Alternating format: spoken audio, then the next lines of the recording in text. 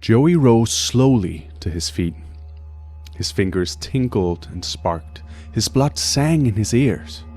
And then the librarian began the ritual he had first performed 500 years ago.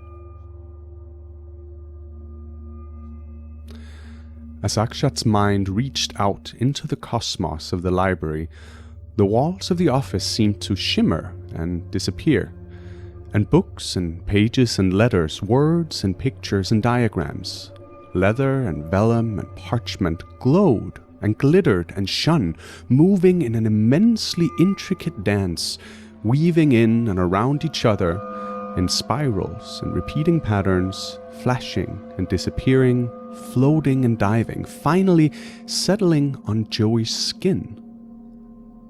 Immersed in his trance, Akshat never heard the sharp sizzle and hiss as letters and images burnt themselves onto arms, hands, fingers, cheekbones, eyelids. The librarian's shirt blew open and pictures settled on his chest and ribs with a sigh. Words clung to the long dreadlocks, twisting and twining into the gold-brown ropes in a shower of sparks. Outside, the wind died down to a whisper, the cold settling on the building in sheets. Inside, the storm swirled unheard and unheeded by the two men locked in an ancient ritual. Akshat's eyes grew black and large, the pen in his hand dipping almost of itself into the inkpot and tracing hieroglyphs on the sheets before him. Joey stood raised to his toes, stretching his arms out, seeking as letters and pages flew to him as falcons to their king.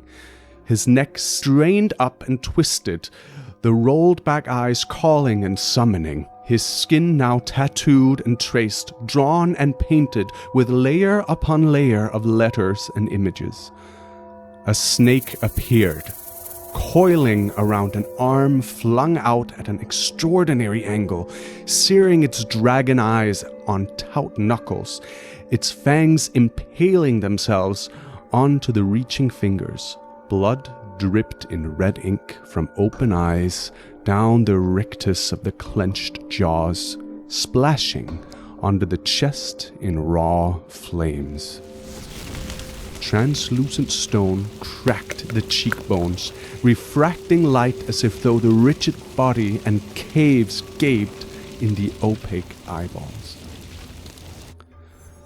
When the sun burst in through the window, the beam caught the librarian in its vice and spun him around until another image of the librarian spun alongside, faster, and then more slowly, merging gently back with the body as it subsided, riven with light. It was morning. Akshat laid down his pen and turned his glazed eyes to the immense terror that lay unbreathing on the office floor.